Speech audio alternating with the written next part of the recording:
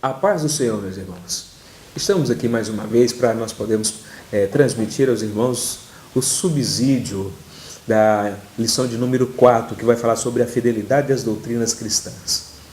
É muito interessante, nós falamos a respeito desse assunto, sobre as doutrinas cristãs, e é uma ênfase, é um cuidado de nós observarmos que não vamos falar sobre todo o contexto doutrinário da Bíblia, mas vamos referir principalmente a doutrina cristã centralizada no princípio de Cristo, que é o que está propondo aqui a lição.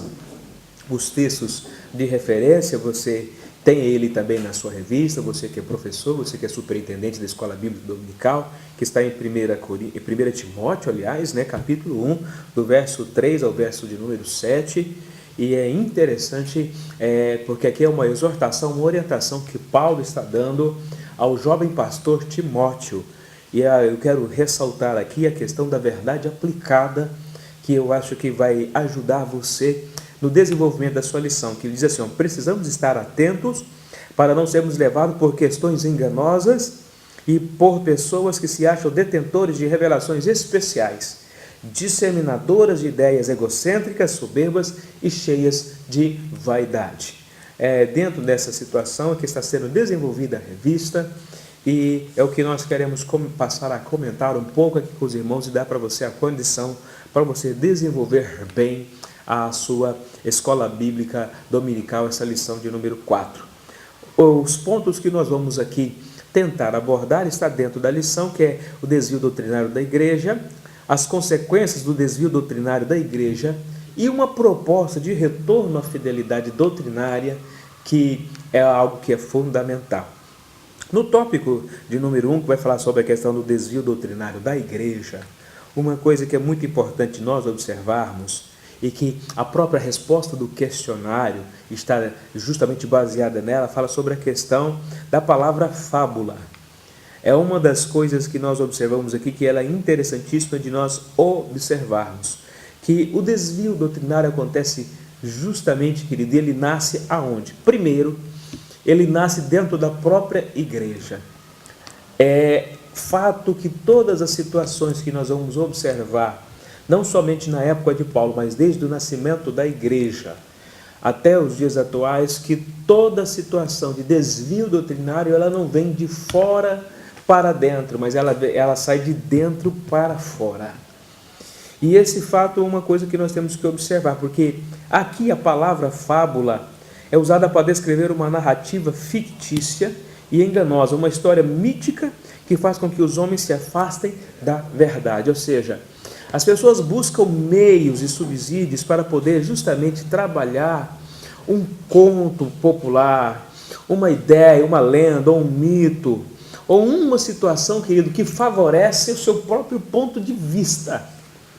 E foi o que aconteceu na época de Timóteo, e que Paulo orienta justamente ele para fugir desse tipo de situação. Porque no contexto existiam homens que se consideravam mestres, conhecedores profundos, que reivindicavam para si a autonomia e a autoridade para liderar e ensinar, e buscavam justamente essa condição aonde? Nas fábulas e até mesmo na própria genealogia de Abraão. E não é esse o fato que dá ao homem a prerrogativa, a condição de poder trabalhar e estar liderando ou estar à frente da obra do Senhor. Esse fato, querido, é um fato desastroso que nos dias atuais que nós vivemos, no século 21 que nós estamos vivendo, tem nos trazido problemas muito sérios. Porque as pessoas acham que estar à frente do trabalho da obra, ser pastor, estar liderando, depende muito da questão familiar, e na verdade não é. É questão de chamado e de propósito de Deus. É Deus que tem que estar com as mãos estendidas, não é o homem que tem que reivindicar, mas sim é Deus quem chama. O próprio exemplo é notório que o próprio Paulo foi em Atos dos Apóstolos, capítulo de número 13, enquanto ele estava ali orando juntamente com Barnabé, quem separou ele para a obra missionária foi o próprio Espírito Santo de Deus. A igreja ela é regida e direcionada pelo Espírito, não é por fábulas, não é por motivações humanas. E nós precisamos acreditar nisso, porque isso se tornou vício no meio do povo de Deus. E nós precisamos, querido, retirar esse ranço do nosso meio, para que possamos retomar novamente o caminho da doutrina cristã. Quando nós observamos e falamos a respeito disso, nós queremos entender que não aplicar a doutrina de forma correta nos leva justamente, querido, a distanciarmos e a esfriarmos da nossa vida espiritual. Leva o homem a buscar, querido, o desejo de ser famoso, o desejo de fazer com que as pessoas o reverenciem como tal. Cresce dentro do homem o conceito da soberba, que foi o mesmo pecado que levou à queda de Satanás, e que muitos homens têm realmente caído. Por quê? Por causa da soberba, do egocentrismo, da centralidade no eu, do distanciamento e do esvaziamento do eu, e estar diante da presença do Senhor. Então nós temos que observar, eu gostaria que você pudesse trabalhar um pouco essa ideia. Temos que ficar atento, porque essa sequência, querido, de situações leva o homem a distanciar-se da vontade de Deus e não aplicar as Escrituras. Então, se você não observa as Escrituras, as suas motivações serão motivações impuras. O esqueleto fundamental para que a gente possa entender isso está onde? Está em Êxodo capítulo de número 20, nos 10 mandamentos.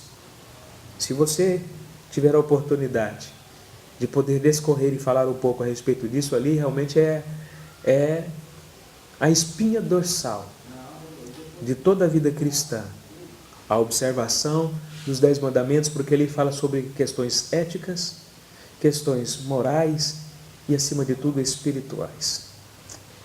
Partindo para o fim, e nós observamos aqui as consequências dos desvios doutrinários, afasta as pessoas da igreja. E quando nós falamos que afasta as pessoas da igreja, afasta as pessoas da comunhão, tira o foco do propósito de Deus, ou muitas vezes as pessoas estão dentro da igreja, mas estão afastadas da igreja. É estranho falar sobre essa situação, mas é verdade, porque as pessoas não exercitam o amor, não exercitam a comunhão, não têm paz, e na verdade, em muitas circunstâncias, acham que as pessoas estão sempre falando mal dela. Por quê? Porque não existe a questão da comunhão. A proposta de Deus não está na individualidade, querido, está na coletividade. Então, a doutrina nos dá base, a doutrina cristã, o próprio Jesus, ele poderia ter feito a obra só, mas ele não faz ela sozinho. Ele constitui a igreja a partir de 12 discípulos que ele forma, que ele educa, e dá a eles a orientação de que a riqueza da vitória não está na individualidade, e sim na coletividade. Seguindo o próprio princípio também do Antigo Testamento, que o próprio Deus deixa isso bem claro, de forma bem pedagógica, aonde ele chama Jacó, mas de Jacó ele também estabelece 12 filhos para formar então o povo de Israel. É questão da coletividade e não individualidade. Infelizmente, então, o desvio doutrinário também produz contenda e não edificação, e as pessoas se tornam fácil de manipulação. Infelizmente, muitas pessoas estão sendo manipuladas por não observar as Escrituras. Jesus diz isso de uma forma bem clara: errais por não conhecer as Escrituras e nem o poder de Deus. E finalizando aqui, eu quero que você observe sobre a questão do retorno da fidelidade doutrinária. Nós precisamos retornar, querido. Nós não podemos viver apenas de oba-oba. Nós não podemos viver apenas de campanha em campanha. Nós não podemos viver apenas de festas. Nós precisamos ter momentos de meditação profunda nas Escrituras Sagradas. Nós precisamos tirar tempo com Deus. Nós precisamos, querido, ter essa intimidade para que o retorno se torne algo autêntico. E como é que isso vai acontecer? Quando nós anunciamos a palavra com intenção pura. A intenção não é buscar glória, não é buscar aplauso, não é uma questão comercial, igual infelizmente muitos estão fazendo hoje. A intenção é fazer com que a palavra de Deus tenha em si a condição de promover a purificação do nosso homem interior, discernindo pensamentos e intenções e possibilitando que o Espírito Santo trate conosco e produza em nós uma fé sincera. Um ponto fundamental e interessante, querido, é saber que nós devemos estar conscientes que a vontade de Deus pode fazer com que nós compreendamos a profundidade do seu amor e nos levando a uma vida de santificação. E quando nós fazemos isso, querido, nós também somos transformados. A transformação é algo que é fundamental, porque se nós formos transformados pelo poder e pela presença de Deus, nós jamais vamos ser levados pelo egocentrismo, nós jamais vamos ser deixados levar pela soberba. E para terminar aqui, quando a doutrina é transmitida com graça, nós vamos transmitir e fazer conforme a vontade de Deus. Deus transmitiu a nós a sua doutrina. A graça, que é um favor imerecido, o próprio Jesus é uma doutrina, a doutrina cristã fundamental. A cristologia tem que ser continuamente observada. Andar nos passos de Jesus, fazer o que Jesus fez, da maneira que Ele fez. Ele nos deu toda a receita para isso. A própria vinda do Espírito Santo sobre a vida de Jesus nos demonstra e nos faz entender que a própria doutrina do Espírito Santo é fundamental para que a gente possa crescer diante de Deus em graça e em conhecimento e fazer o que Deus realmente quer que nós façamos. Então vamos fazer isso com graça, de maneira consciente, e entender que se nós assim o fazermos, nós vamos ter o reconhecimento de Deus, conforme a vontade dEle, e vamos também poder distribuir a graça, porque graça é um favor imerecido. Nós não merecemos, mas Deus faz o melhor por nós e nós devemos fazer o mesmo pelas pessoas. Que Deus abençoe e que você tenha uma boa aula de Escola Bíblica Dominical.